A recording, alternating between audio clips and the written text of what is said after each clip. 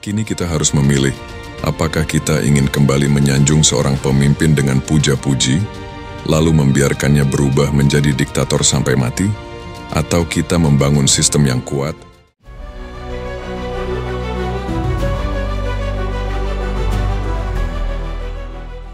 Penguasa absolut di kursi panas yang selalu cemas. Paranoia kekuasaan di puncak menara kekuasaan. Seorang penguasa absolut duduk di kursi emas yang berkilauan. Namun bagi dirinya, kursi itu terasa seperti bara api yang tak pernah padam. Setiap hembusan angin terdengar seperti bisikan konspirasi. Setiap bayangan di dinding tampak sebagai hantu pengkhianat.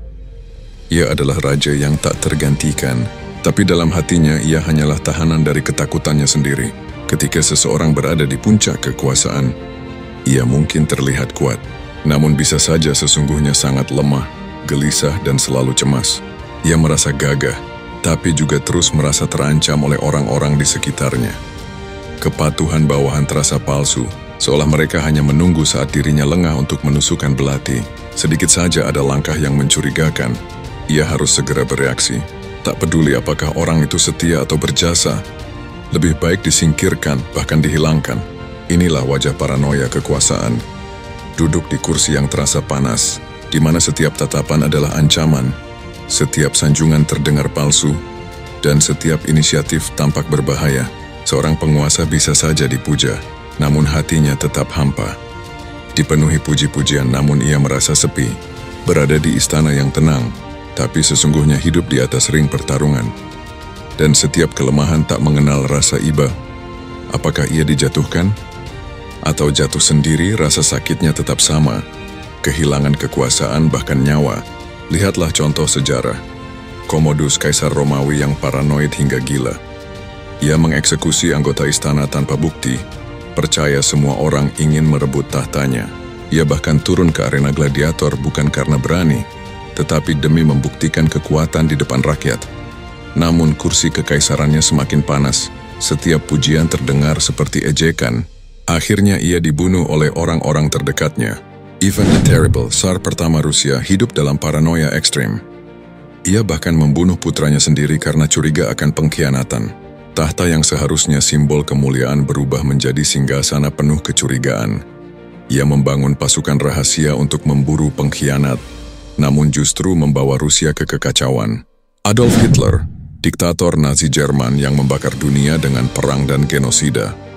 Di balik pidato lantang, ia penuh kecemasan. Ia tak pernah makan tanpa food taster, hidup terkurung di bunker bawah tanah, dan selalu curiga pada semua orang. Hari-hari terakhirnya diliputi delusi dan paranoia, hingga akhirnya mengakhiri hidupnya sendiri di bunker yang sunyi. Joseph Stalin, penguasa Uni Soviet dengan tangan besi. Ia melakukan pembersihan besar-besaran, menyingkirkan jutaan orang, bahkan teman dan keluarga karena curiga berkomplot. Namun ketika stroke menyerangnya pada 1993, tidak ada yang berani menolong. Ia mati sendirian, dibiarkan oleh orang-orang yang terlalu takut pada bayangannya sendiri. Cemas yang ia tanam akhirnya membunuh dirinya. Sejarah ini mengajarkan sesuatu. Kekuasaan tidak harus bertumpu pada satu orang. Dalam demokrasi, pemimpin hanyalah seorang nakhoda. Arah pelayaran bangsa telah ditentukan oleh sistem yang kuat, oleh garis-garis besar haluan negara. Kursi itu tidak lagi menjadi kursi panas karena ia bukan takhta absolut, melainkan amanah yang bergilir. Hari ini ditempati seorang pemimpin, esok digantikan yang lain. Namun kapal besar bernama bangsa tetap berlayar sesuai arahnya. Kini kita harus memilih, apakah kita ingin kembali menyanjung seorang pemimpin dengan puja-puji, lalu membiarkannya berubah menjadi diktator sampai mati? Atau kita membangun sistem yang kuat, di mana pemimpin hanyalah nakhoda, yang bekerja menjalankan arah bangsa yang telah kita tentukan bersama. Kami berdiri tegak saat Soekarno dan Hatta nyatakan bangsaku merdeka. Dadaku meledak, rasakan kebebasan. Harga diriku naik setinggi langit. Lelah sudah kami dijajah, tapi sekarang kami merdeka. Tidak ada yang boleh terhalang. Kami berjuang bersama, terbangun dari belenggu. Tanah air kita tercinta, melangkah dengan bangga menuju masa depan yang cerah. Bangkitlah bangsaku,